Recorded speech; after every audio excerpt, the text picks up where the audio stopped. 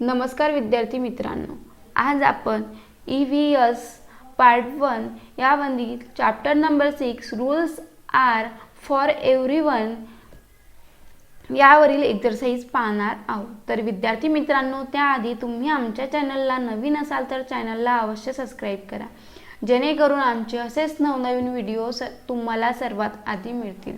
तर चला आपल्या व्हिडिओला सुरुवात करूया। परिसर अभ्यास भाग 1 यामधील पाठ क्रमांक 6 नियम सर्वांसाठी यावरील आपल्याला स्वाध्याय पाहायचा आहे। तर त्यामध्ये पहिला प्रश्न दिलेला आहे आपल्याला, फिल इन द ब्लँक्स, रिकाम्या जागी योग्य शब्द लिहा।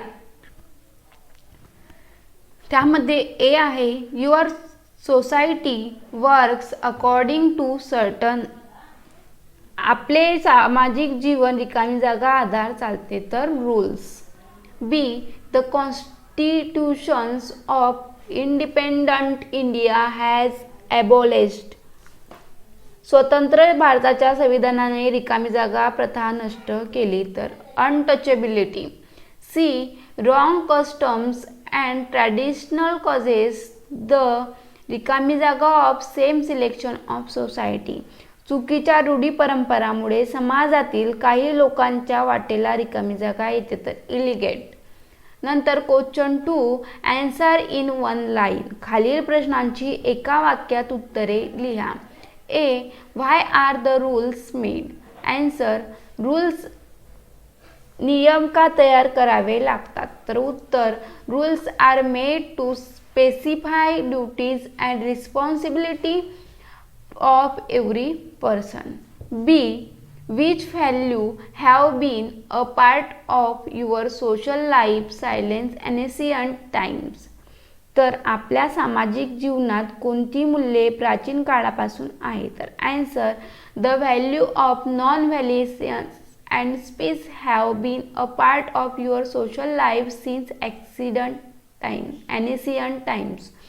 C, what are the big obstacle in your society, आपल्या सामाजिक जीवनातील मोठ्या अडचणी कोणत्या तर उत्तर, poverty and lack of education are the big obstacles in your society. Question 3, answer in short. A, which म्हणजे पुढील प्रश्नांची थोडक्यात उत्तरे लिहा तर A, which unjust custom have been banned by law, कोणत्या अनिष्ट प्रथा कायद्याने बंद केल्या तर answer 1, the unjust custom of sati and child marriage have been banned by law. Second, the custom of asking for dowry has also been banned by law. 3, the use of magic for cheating people has been banned in Maharashtra. B, what do you need to make law for the protection of the environment, पर्यावरणाच्या रक्षणासाठी नियम का करावे लागतात तर answer, we need to make law for the protection of the environmental because most of your need are fulfilled by nature. Second, there is need is conserve nature resource as the same should be unavailable in enough quantity for your further generation.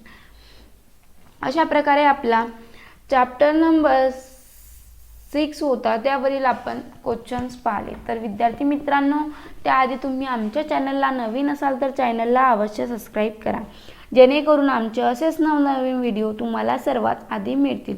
भेटूया पुढच्या व्हिडिओमध्ये, तोपर्यंत धन्यवाद।